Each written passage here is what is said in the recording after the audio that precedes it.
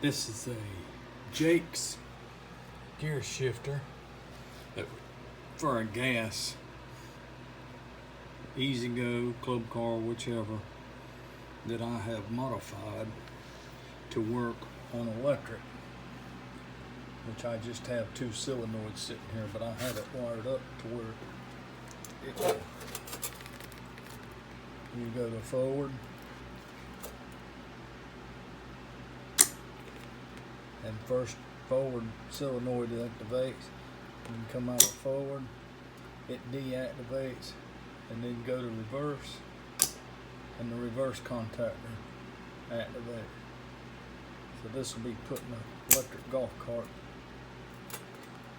to make a forward and reverse switch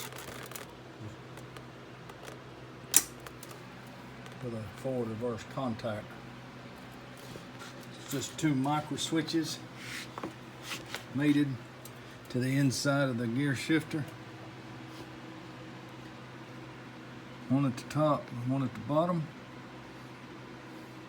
And I had no modifications done to the gear shifter at all, other than drilling the 4 holes to make it match. And that's it.